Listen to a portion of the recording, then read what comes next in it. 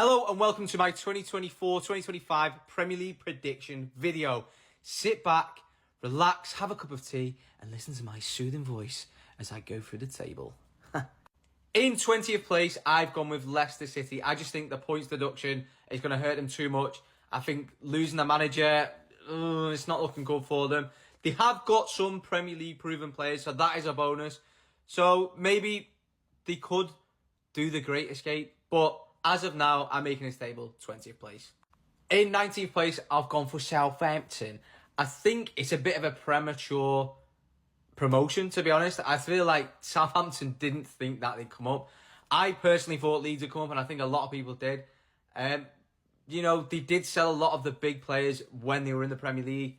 They've come back up, fair play to them. Let's see how they get on, but I don't think they're going to do much better because they haven't really got a goal scorer. Is Adam Armstrong the answer? I don't think he is. No. In 18th place, slightly controversial, I've gone with Nottingham Forest. I think Forest have got the players. They have got the goal scorers. Wood, etc. Elanga, Hudson-Odoi. Fantastic players on the day. But I just don't know.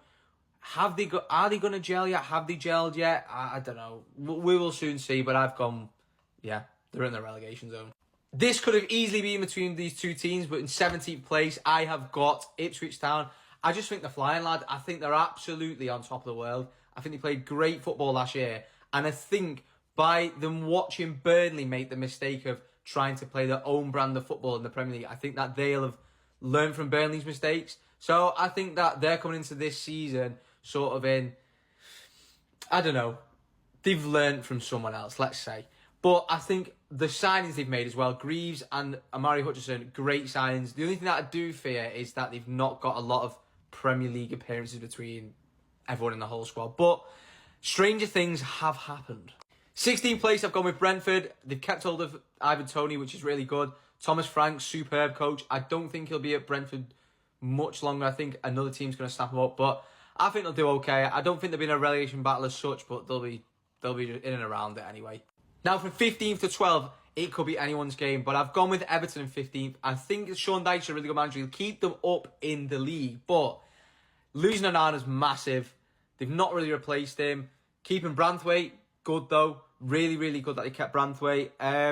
They've got a really solid defence, Everton. I think that's what's going to help them. But if Dominic Calvert-Lewin gets injured, or they're not scoring goals again, it's going to be a real issue for them. But like I said, they could finish higher if them players perform and if they don't get them injuries. But I've gone with 15th for Everton. In 14th, I've gone over them to Wanderers. 14th for Wolves, I think is fair enough. Long gone the days of Wolves being a top half Premier League team. I don't think they've got the personnel. They've obviously lost Neto and Kilman. I think Kilman's probably a bigger loss considering he played nearly almost every game for him last season. And he is a really good defender. A lot of people frown at the £40 million to West Ham. But I think he's a good player. 14th, I think, is about right. They've got a great coach, by the way. So I think they will be fine. But 14th. 13th, another team with a good coach. It's Bournemouth. Bournemouth, they've lost Solanke, but they've also permanently signed Sinisterra and Unal. I also think Scott in midfield, the young lad, fantastic. They got Billing as well. The defence is really, really solid. I really like Bournemouth. They really played some really nice football last season. And to be honest, I feel like going into this season, they've lost a goal scorer, but I think they'll be okay. 13th is probably about right for them, though. In 12th, I've gone for Fulham. I think the signing of Emil Smith-Rowe is such a good signing. I feel they've got some great players at the club still. They'll do okay, Fulham. They've got a fantastic coach, Marco Silva.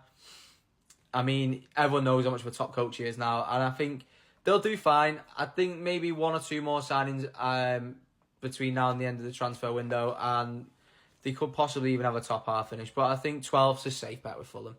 11th, I have gone for Crystal Palace. Now, I really like Crystal Palace. I love the fans. I love the way they set up. I love Glasner. I think he's such a good manager. Mateta was on fire last season. Eze, etc. They've lost Elise to Bayern Munich, which is fair enough, but they need to keep hold of Mark Gahey and Anderson. They sell both of them this transfer window. They're going to be in real trouble. It might even be curtains. 10th, I've gone Brighton. Brand new manager, brand new, fresh, baby-faced, 31-year-old manager. I think they'll finish 10th. I don't think they'll be pushing for Europe this year as they're probably trying to install the new mode of the way they're going to play. But no doubt they'll make an absolute fortune at the end of the season because they'll have some random Paraguayan kid who's just banged 10 Premier League goals in and nobody's ever heard of him, and they'll sell 3 of them and they'll be sound. 9th, I've gone Chelsea. The reason why I've gone Chelsea in 9th is because you can't buy 14,833 players who were born in 2006 and expect to win a league. I'm not convinced on the manager. He did win the Championship with Leicester last season, but it's a different job, isn't it? Leicester in the Championship, Chelsea with 5,000 players in the Premier League. Ollie Watkins, Cole Palmer, great player. But I think that's the only one I'd actually take at my club. Like, I wouldn't take anyone else.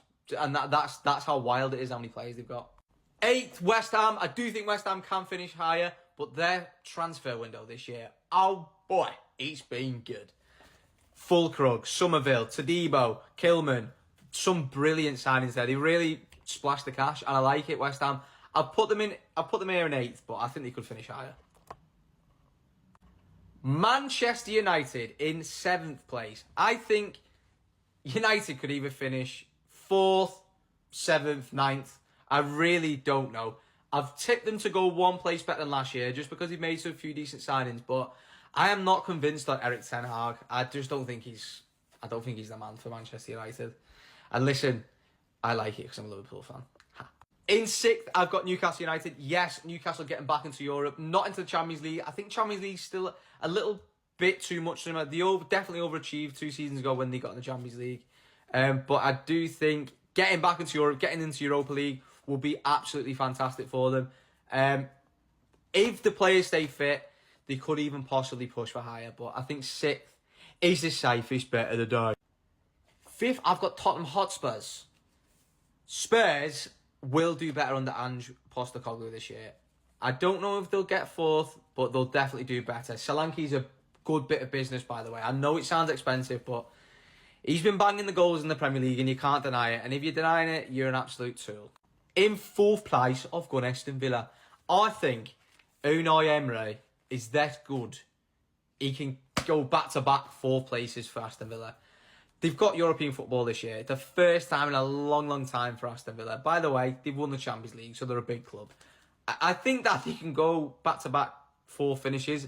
I just think they've got enough talent and they're bringing more talent through and buying more talent. I think it's great. Anana's a massive upgrade. Maatsen playing a Champions League final last season. Good bit of business that. Douglas Luiz, people thought that was a bad transfer to get rid of him, but I don't think it is. 4th. 3rd, my own team, Liverpool. I do not think we've been as proactive as I wanted us to be in the transfer window. Mavashvili, the goalkeeper from Valencia, obviously he's going back out on loan. Not addressed the main point where Liverpool need a number 6, and also Liverpool need to strengthen in other areas as well. I think goalkeeper is the last place that Liverpool needs to strengthen. But I think 3rd, I like Arne Slot. Liverpool obviously got world-class players in the team still, so I think 3rd is fair enough for Liverpool. 2nd, a lot of people have backed this team to win the Premier League, but I'm not going to because I don't think they will. Number 2 in the Premier League is Arsenal. I don't think Arsenal are going to win. I think City are going to 5-peat. I think they haven't got the striker. They haven't got an out-and-out striker. Look, Liverpool have Mohamed Salah to score goals. Liverpool's goals are very much spread amongst the team. You could say the same about Arsenal, right? But when one of them players don't score goals, Gabriel Martinelli last season really didn't score a lot of goals for him. And it shows in Arsenal's team more than other teams that rely on not just an out-and-out striker. So I think that, I think 2nd. And number 1, without me saying, is Manchester City. The juggernaut themselves, as everyone likes to call them. I think that City will become the 5 Premier League champion, the 5th time in a row. But who knows what happens with all this stuff? 115 charges. Apparently something's coming in December. What we'll soon see. But as of now, the Premier League table, they're going to finish first. Remember to like the video, follow, subscribe, whatever you want to do. And I will catch you soon. We'll come back to this a year later and see how we get on, I will see you all later. Ta-da!